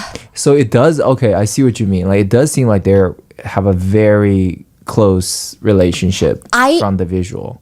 This is my speculation. I don't know if it's true. I don't know what goes on in other people's minds. I feel like this is a thing that happens during trials. I think both of them are aware of what makes the defendant look good, and they both want the same outcome. And maybe they haven't had a conversation about it, but it seems like they both kind of play into it, is the feeling I get. So were there jurors, or is it just the press? I think at this point there were no jurors when he was putting on his. Okay. But even for the media, it's like it's a visual that seems very maybe somewhat positive. Yeah, maybe he's like helpful fixing Brian Steele's. It just I guess I've never seen someone need help fixing their suit blazer. Yeah. Because people put on suit blazers all the time, on and off. Yeah. And there is this one yawn where Diddy is standing up, the court had to rise, and he yawns, but he doesn't cover his mouth. So for like a fraction of a second, it just looks like he's silently screaming. And that was really, another fascinating part that I noticed. And again, this could be coincidence. I could be looking too deep into things. I could have a personal bias that makes me interpret these movements as something that it is completely not. It's an eyewitness testimony. It's questionable, especially in my brain after 8 hours of sitting in there. But there's this moment where I recall seeing the sketch artist. She is in the first row, diagonal from Diddy, behind. And we're all the way behind her. Now, she has one of those binoculars that she wears. It's strapped to her head like a brain surgeon. She's wearing that. And she's mid-stroke with her charcoal. And Diddy, from my perspective, looks like he briefly glances back. He doesn't shift. He doesn't turn. He just kind of sees in his peripheral. I think he sees in his peripheral. Maybe he doesn't see her. But this is all coincidence. Maybe I'm hallucinating. But it's almost like immediately after, he turns back to face the front. He takes off his reading glasses and his shoulders roll back. And he sits a tiny bit straighter. It's not super obvious. It's not like suddenly his back is erect and his posture is 10 out of 10. But it did seem a little coincidental. Like, let me sit better for this portrait. Yes. Like, make sure that they pay me better. Yeah. Type of energy. Yes. Now, other moments with jurors that were maybe slightly uncomfortable in the courtroom, I'm just going to pull them out rapid fire. One juror is asked about, in response to question 13, you indicated that you had a prior criminal issue, which is that you were caught shoplifting at the age of 16. How old are you now? 30. Okay. And you say you were charged a fine, and just generally speaking, what happened? I was at Universal Studios, caught by security, taking an item. I think I was in Harry Potter World. So they took me to the back and just kind of like put me through all the process, and then I was mailed a fine. I got a lawyer. My lawyer handled everything. So I was, it was just a fine, and they put against me, and I was prohibited from going back to the park for about a year. And what is it? What did you take? A wand. Okay. So let's go to question 29. The question is, have you communicated to others or posted your opinion on social media or online or liked any social media posts about Mr. Combs? And you initially wrote no, and then you changed your answer to unsure. Yeah. So what did you like? I think it was a comedian. They made a joke because I guess when they went to his house, they found a bunch of baby oil. I remember liking it because I thought it was funny. That was really it. So there was a joke about baby oil, and you said you liked that comment. Yeah. What was the reason why you liked that comment? It's funny, in my opinion. So I liked the video because I thought it was funny. Do you remember who the comedian was? Not off the top of my head. Another juror walks in, and she says that her musical interests are rock, hip hop, and as well as, quote, I'm actively watching the concert of the group called BTS, or Bangtan Boys. There was nothing else notable. I just wanted to say that. Now, the next juror walks in, and he looks, from my opinion, kind of like a fraternity boy, but slightly sleazier. And I say that with respect. Like, this is, visually speaking, because I don't know this man, he looks like the type of guy that would graduate college and 10 years later still heavily rep his college fraternity merchandise and want to talk about how he was the coolest big to his little and still go in depth about Rush Week stories. That's the personal opinion vibe I get from him. He asks the judge a question. So number 11, I wasn't sure about allegations concerning distribution and use of illegal drugs. So I smoke marijuana personally for recreational use. Okay. And I'm not sure if that counts. So the question is asking, are you okay? Can you be unbiased if we talk about illegal drug usage? And he was like, well, I smoke. And there's a slight giggle in the courtroom, and the judge tells him, well, I wasn't asking about your use. Okay. But are you going to have any issues if there are allegations in this case about the distribution and use of drugs? Is that going to make you biased? No. The juror, to his very fine credit, he's incredibly honest, which I think is admirable. He basically states that he might have affected judgment, though, if he's on the jury. I use marijuana for personal recreational use, which might affect my judgment in making the right decision. Meaning that, well, are you able to not use marijuana during this trial? I'm going to order you not to use marijuana during this trial. Are you going to be able to follow that instruction? Yes. And so if I give you that instruction and you follow it, you're not going to be having an issue. Correct. Yeah. When was the last time you used marijuana? Last night. Okay. How often do you use it per day? Once a day. And I said that I would perhaps order you not to use marijuana during the trial because you said it might affect your judgment. Would that be hard for you given how often you use it? Yes, it would be. Yep. He was eventually excused for cause. What? Then the next juror walks in, and these are not in chronological order, but the door opens, the juror walks in, and he appears to be a middle-aged white man.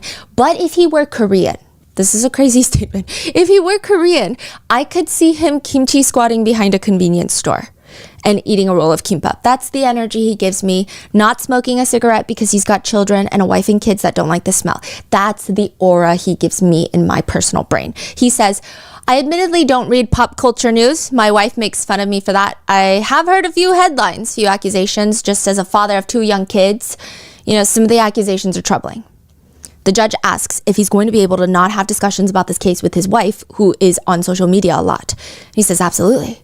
Okay, so then just on the form, why did you say that you had a reservation or concern about whether you're going to be able to follow these instructions?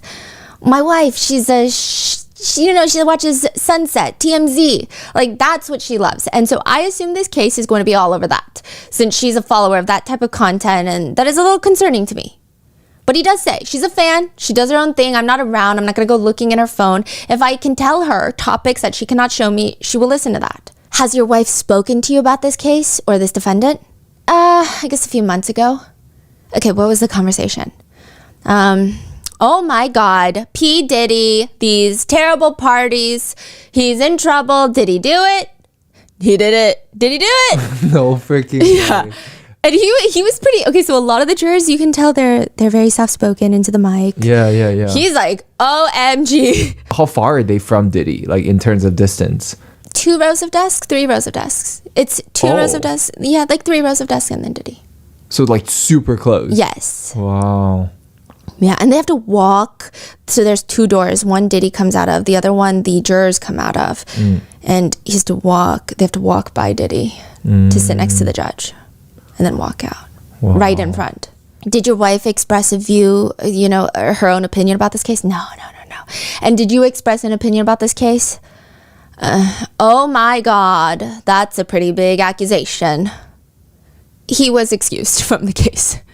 The next juror walks up to the stand. He reminds me, and this is personal, but he gives me bowling dad vibes. Like, this man in my alternate universe in my head, I feel like he owns a collection of bowling balls and he bowls on the weekends. Is there anyone who doesn't know Diddy from this all these people, or it doesn't appear that so way. most of them, they all know what's going on? Yes. Okay.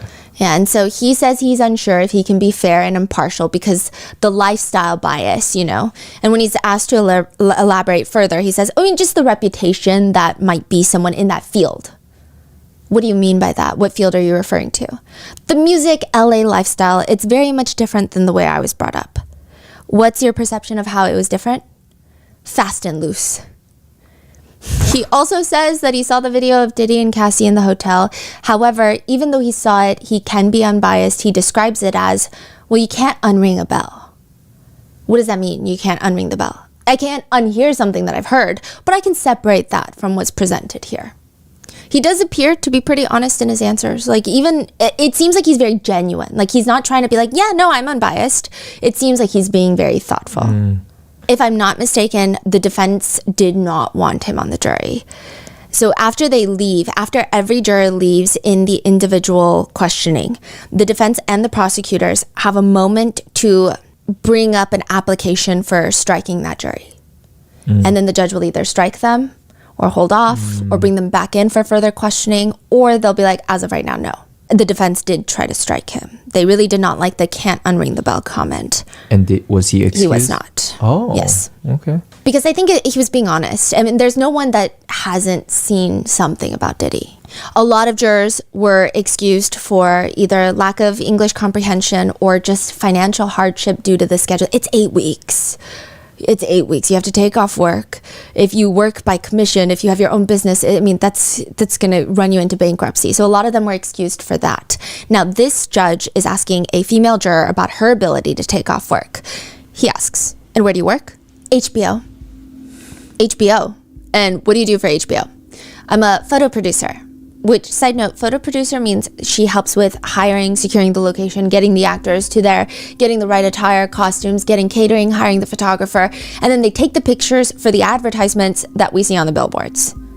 She later states that she recently worked with The Last of Us, White Lotus, Thailand, the one Lisa is on, and the judge asks her, okay, and in the course of working for HBO, have you done any work or have there been projects related to any allegations in this case?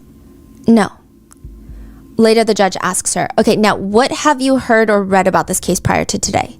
Just because I work in entertainment, I'm somewhat familiar. I've seen the video, I've read a few headlines and articles, but I haven't done like a deep dive into it.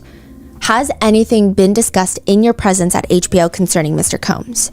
Not officially, but I would say yes, in hallway water cooler talk.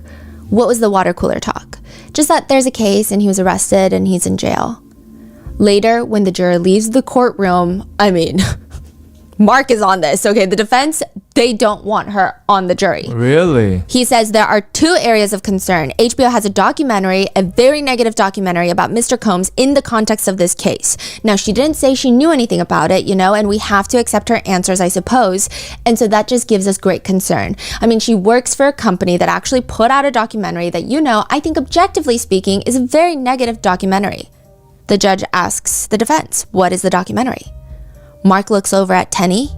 She looks at him. Diddy leans behind Tenny and gets Mark to lean down and whispers to him. And Mark stands up straight again. It's called The Fall of Diddy. Are you saying Diddy told them the name? Yeah. So, okay, so they know the documentary. They don't know the name. Diddy lean in and say, The Fall of Diddy. The Fall of Diddy. Yeah. She was not excused that day. She was excused the next day. Now, there are lots of overlap in this case. It's not even just overlap of everyone has seen some news or some articles, some headlines, but there's a lot of personal overlaps as well. One juror walks in and they are enrolled at City College, which if we're trying to make everything a connection, I guess that would be a connection to the City College crowd crush. One juror walks into the courtroom. He tells the judge, I got to change one of my answers to the questions. He says, my wife, turns out probably about 30 years ago, served as a lawyer in a case. I don't even remember. I think she was involved in taking depositions, and it was a case that involved Mr. Combs. So she was a lawyer for someone involved in the City College crowd crush incident. It was a case involving, do you know how or what the judge is asking the juror? My understanding is that Mr. Combs was a promoter of a concert and something went wrong. There was a riot or, a stampede at the door and some people lost their lives and there was, discussion about, his liability, I believe. The judge later asks, all right, and has she ever expressed to you any negative opinions about Mr. Combs that you can remember at this point, 30 years later? In taking the depositions and just research, she, did not have a positive opinion of him. And what's crazier is he didn't even tell his wife that he was serving on the jury for Diddy's case. He says he went home and his wife was like, hey, what case are you doing jury duty for? And I didn't tell her. But he says, this case was all over the news though, and it's a big case.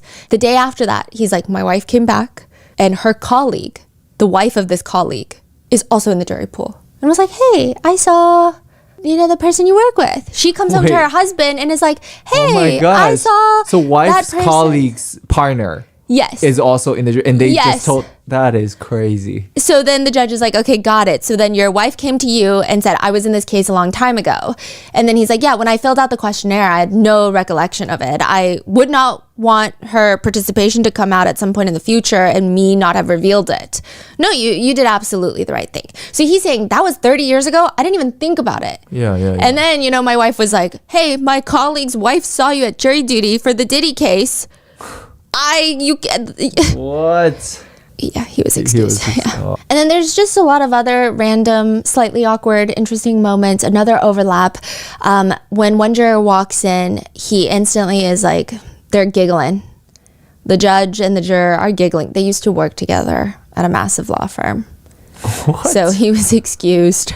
And another juror, there's a very awkward moment where he goes up and he is questioned and he states that his occupation is working at MDC Brooklyn, the very jail that Diddy is being held at. So any of these personal connections between anybody, is a reason for them to be excused. Typically, but it really depends on how strong the connection is. I did notice something, and I don't know if it's a coincidence. It could be a coincidence, but a lot of the jurors came up onto the stand, and one of the pieces of media that they say they saw before being called to jury duty is the hotel footage of Diddy and Cassie. And sometimes they will describe it. Sometimes the judge will read out what they wrote about the hotel footage in their questionnaire. But if it's brought up with a little more description, Diddy appears to me to be shaking his head no slightly. It happened multiple times, and every time the hotel footage came up, I would be locked in. I would be staring at Diddy, and often, again, he would just kind of shake his head no. So one juror is asked, do you remember what that still image was that you were referring to? So he just saw like a screenshot of it. It seemed to have been in a hotel hallway, and the still image was of a woman on the floor, and can I say Mr. Combs standing? Now, the judge points out in the questionnaire, she wrote that it could be damning evidence. And she said, I guess I don't know how else to say it. It didn't seem to be what a person would want to be experiencing. I don't know how else to phrase it. Another juror describes the hotel footage, and this is when they're questioned. A video in the hallway that was dragging a person over the hallway. And Diddy would kind of shake his head no. Later, the same juror states they saw, quote, parties, and there were like headlines in the news, parties, and there were different situations with people who were very uncomfortable after certain periods of time, and they feel like they were drugged, put something in their drinks, and then they remember, and then there were situations that people were abused, that they were taken advantage of. One juror describes the hotel video as, I saw the video of Mr. Combs and this person. I seen a video of Mr. Combs, and it seems like this person was in the video and harm was being done to her in the video. Another says, the defendant was shown, I don't know how to describe, I think he was outside an elevator in a common hallway of a hotel. I think he just had on a towel or bathrobe on, and there was a woman, he went to get her, she ended up on the ground. Wow. Another Juror describes seeing the hotel footage as, quote, pretty much in my opinion, mostly everybody saw the video of the defendant, and I believe it was his ex-girlfriend in the hallway of the hotel. Another juror responds about what they saw prior to this, again, the hotel footage. Yeah, it's what I remember from the news. And seeing those reports, did that lead you to form an opinion as to Mr. Combs' guilt or innocence? No, it didn't lead me to form an opinion. I was basically just watching it and was taken aback or shocked. And why were you taken aback?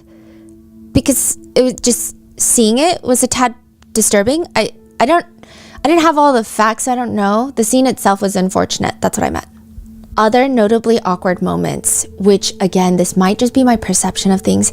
The judge because the judge has to verify. It's not like the judge is doing this intentionally. He's doing everything to the letter of the law.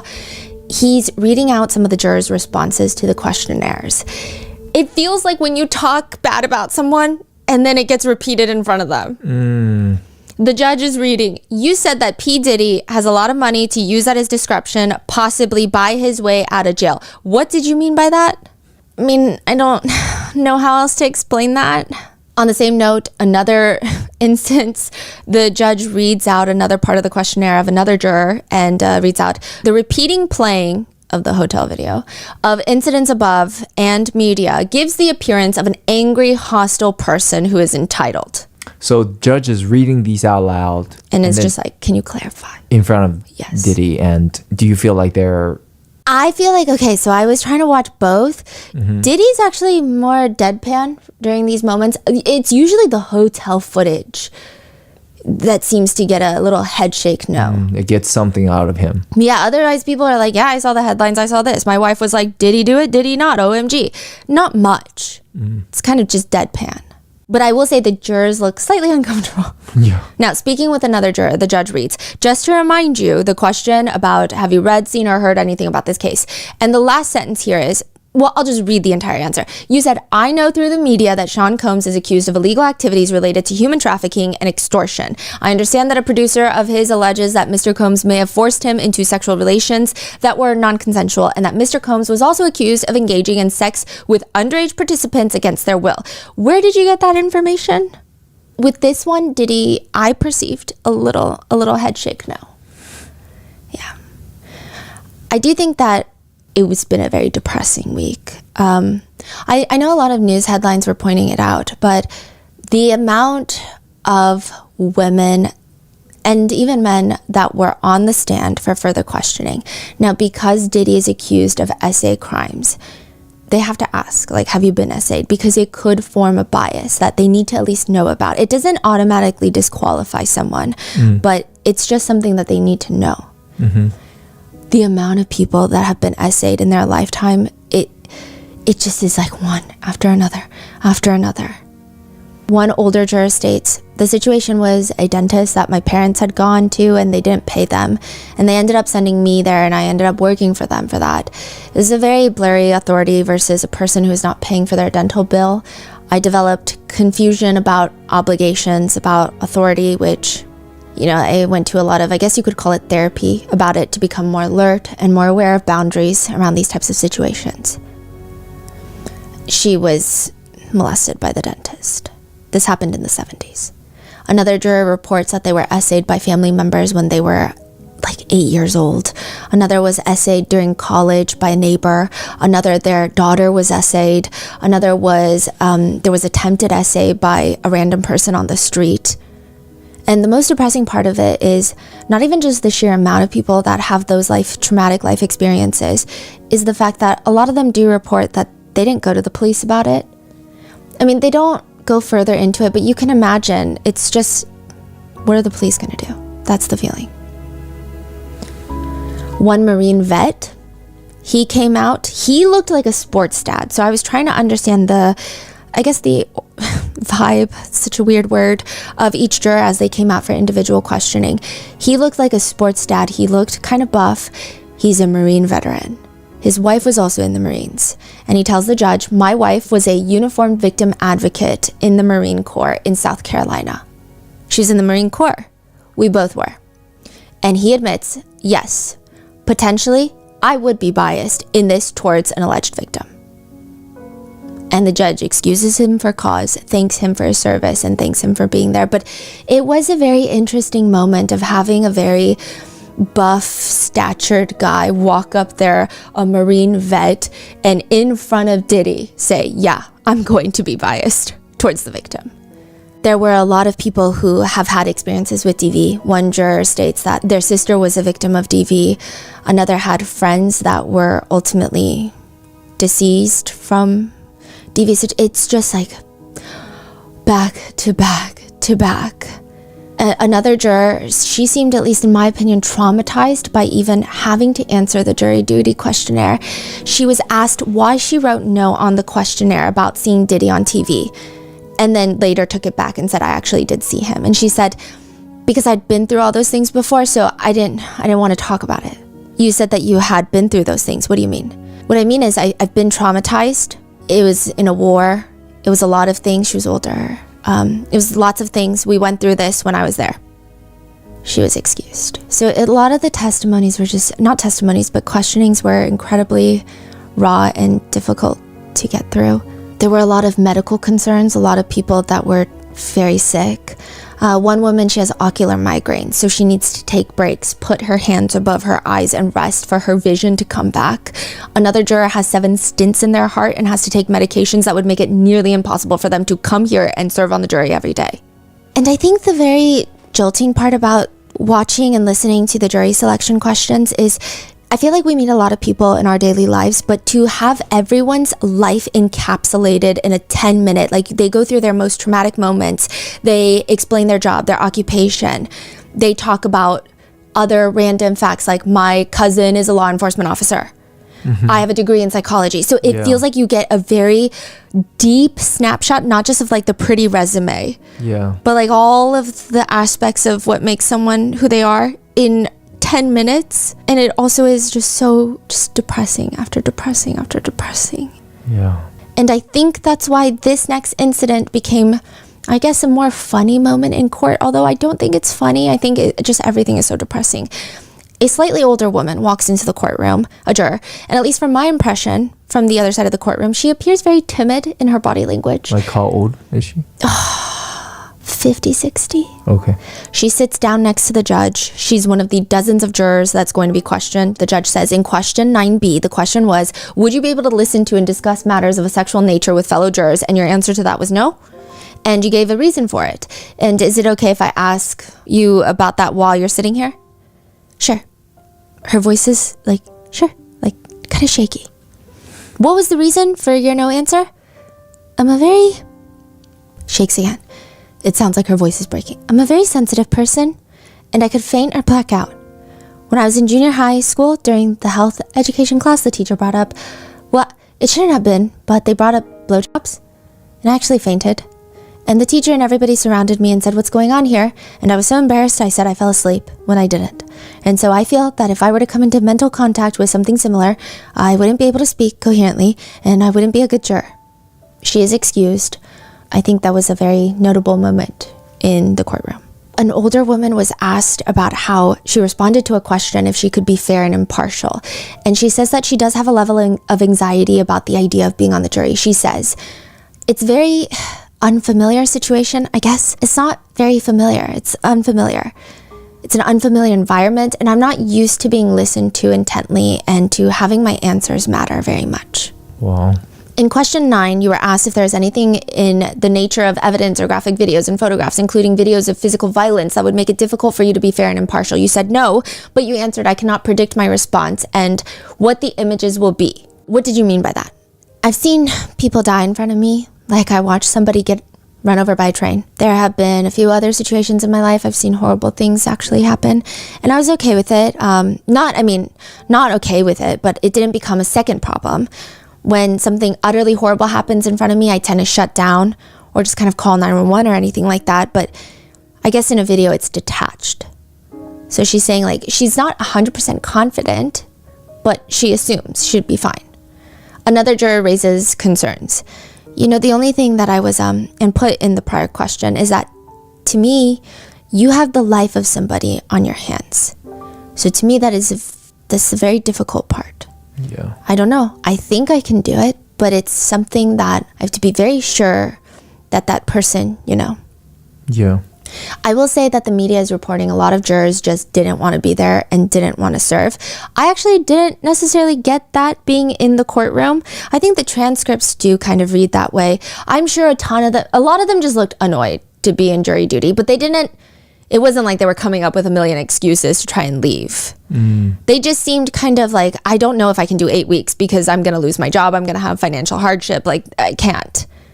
A lot of people seemed relatively neutral, if not like, oh, yeah, I mean, I guess jury duty, right? But there was one juror where I'm like, I don't think this woman wants to be here at all. She walks in and she tells the judge she has a new scheduling conflict. Her son is graduating high school and she wants to be there. It's the second week of June. Trial is supposed to go into July. The judge starts asking her, what day? I don't recall. On a Friday? I don't remember. Okay, what time of day is it? It starts, I think, around 10 or 12. And you don't know the day, like it's a Wednesday, Thursday. I don't recall. Which week is it? I can't say. I don't remember. Okay, well, you clearly thought about this after you did your questionnaire, but you didn't go look to see what the date was or what the time was or any of the details of the event? Well, I rely on my son to tell me these things, and he didn't yet. He says he didn't know it himself yet. But I remember when my first one was graduating, it was around this time. All right, where does your son go to school? Like, where is it? In the city?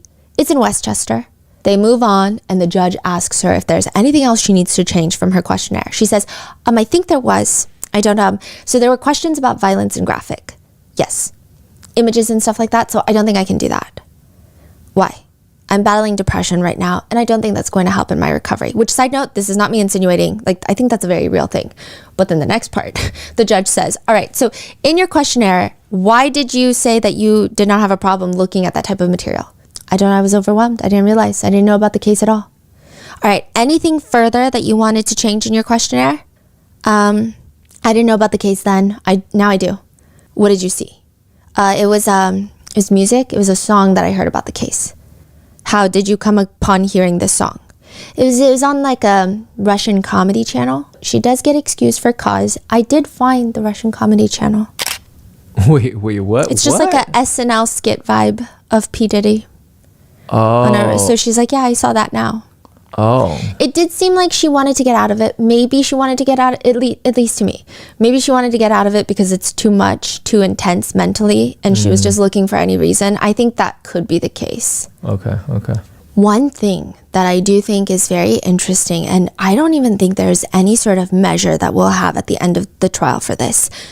There were moments, and I was talking to my researchers, so it's not just me. There were moments where it's like in the back of your mind, right? I felt like I made eye contact with Diddy. And of course, like there's other things I'm thinking about. I'm taking my notes. But then in the back of my mind, like once or twice, it's like, oh yeah, this guy is famous. Like it's just like a thing, like because you see him on TV, you see him on screens, you hear people talk about him, and then it's a reminder of like, oh, whoa, this is the same person in the courtroom. These are the same people, right? Mm-hmm. Now, I don't know. I think it would be interesting to psychologically study the jurors for that. I don't think they can, but you get what I'm saying of during individual questioning of the jurors, there are so many times where it looks like Diddy is trying so hard to connect with them. Maybe he just likes to connect with people. Maybe it's for his case. He would seemingly sympathetically nod his head as jurors talk about hardships that they go through. Or if a juror has an awkwardly cute or funny moment, he would sometimes smile. I mean, it's not like a big toothy grin, but he's smiling. So for example, one juror is asked if she knows any people on the peoples and places list. And she says, I don't, but I wish I did. And he's smiling at her. Can you explain the peoples and places list? Okay, so there are a list of like over 100 people and places that the jurors, this is not public information, everyone on that list. The jurors have to go through and they have to tell the judge if they personally know any people or places on these lists. I'm going to go into who they are. When the group questioning takes place, at least on the second day of jury selection, Diddy pivots his chair. So the jurors come and they all sit down in the front of the courtroom on the right side. So now they're like directly in front of us because we're on the right side.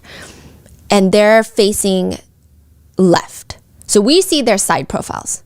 Diddy sees, like, if he twists, he'll see all of their faces. And it's tiered, so it's rows. And he's just giving them undivided attention. So they have a mic and they go one by one and they rapid fire. Like, I'm 34, this is where I work.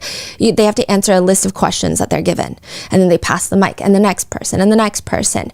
At points, he's craning his neck to get a better look at the jurors while they're speaking. When someone makes a joke, he genuinely giggles like they're at a dinner party. And I'm like, I was just thinking in that moment, and I think this is unrelated, but how does that affect jurors? Because at the end of the day, I think psychologically humans are somewhat drawn to people that are perhaps famous. In a way, he's giving them this attention, right? Does that like psychologically play influence? anything? Yes, because and then I guess also like the whole thing is they're supposed to be non-biased. yes. They're trying to not to judge him innocent Yes. until proven guilty. And then he's here being a really good sport, charming, who's laughing at their jokes, devoting his attention to them. Does that change their Yes. view of Diddy? And I know what people are going to say. They're going to say, if I was on that jury, it would not change my view, right? But you wouldn't get to that point Yeah, because yeah. you would have been weeded out if you're biased against Diddy to that level. So coming from like if they're a neutral, unbiased stance, does that even play a role? I don't know. Yeah, no, that's valid. That's a good point. There is another moment during group questioning where, so they all have to answer if they have adult children where their adult children work. So there's no, I guess, conflict of interest or any bias. One of the jurors states that her daughter retired as an executive from United Healthcare. And my eyes went straight to Mark, and because he and his wife are representing Luigi Mangione. At least from my perspective, it did seem like Kenny and Mark Agnifilo shared a look. It looked like a mental note look. It didn't look panicked. It didn't look crazy. It just was like, oh, but it was interesting nonetheless. Yeah. Okay, so now the people and places list. It's just a lengthy list. So far from all of every juror that was, the first day, they didn't ask personally. So every juror that came in was like, yeah, Kanye. And everyone's like, how does everybody know Kanye personally? And then once they're verifying, do you know them personally or you just recognize their name as a celebrity? They're like, okay, yes, I recognize their name as a celebrity. So far, here's the list of people. Number 38 is Chance Combs, which is Diddy's daughter. Christian Combs, Diddy's son. Lorianne Gibson, a choreographer. Kanye West, Michael B. Jordan, which one of the jurors does mistake him for the basketball player. Lauren London, an actress who dated Nipsey Hussle before his passing. Kid Cudi, Mike Myers, the actor and comedian. Aubrey O'Day, Harvey Pierre, that's the producer. These are people that are like directly related to Diddy, and there's allegations or there's situations. Don Richards, Cassie Ventura, Michelle Williams, the singer from Destiny's Child, Dallas Austin, Young Miami. It's been reported. So the main connection that people are focusing on is Mike Myers, because no one really knows like why. We don't know if the connection is deeper. It doesn't seem like there's a deep connection. And then it's reported that Michael B. Jordan went on a date with Cassie, which Diddy was reportedly upset by, allegedly. And then obviously Kid Cudi, his car was blown up. Allegedly, Diddy blew up his car. And the rest, I imagine a lot of them don't have sinister connections, as some people are making it appear. Like, I don't think this is the Diddy's list that, but I guess we'll find out. So a lot of people are now guessing what's next, because opening statements are coming Monday. Some people are commenting, I'm guessing Mark and Tenny are going to focus on the sex trafficking. And then Emily is going to be on drugs and drug use. Brian Steele, the RICO racketeering focus. Nicole Westmoreland will probably concentrate on cross-examining female witnesses. Alexandra Shapiro is this netizen's favorite. She seems to be the expert, but I'm not sure what she and Xavier Donaldson will focus on. That's the netizen comment. And so with that, we just have to wait for Monday for opening statements to start. So they haven't narrowed down to the 12? No, and the 6 alternates, not yet. So they're going to do that on Monday, and then opening statements will start right after. So right now there's 45. And at this point, up until this point, every time the defense doesn't want someone on the jury, or the prosecutors don't want someone on the jury, they have to tell the judge, I don't want them for this reason. Yeah. The judge can disagree. The judge can be like, yeah, your reason is dumb, or no, that doesn't apply. But so they fight it out. Or maybe sometimes they both agree, which in that case, the judge will strike that juror. But now each of them have 6 strikes. They can take out 6 jurors without explanation, without reason. So 45 minus 6 and 6, that's 12. So 45 minus 12 will be 33 people left after they just knock out 12. But I do think that there's more questionings too for any potential strikes as well. They just have to narrow down to 12 and then 6 alternates. But I think it'd be interesting to see who they strike out, just because they're like, I don't want to give a reason. It's interesting. So a lot of decisions will be made on Monday, and I will be in the courthouse, and I will be right here right after, and I will see you then.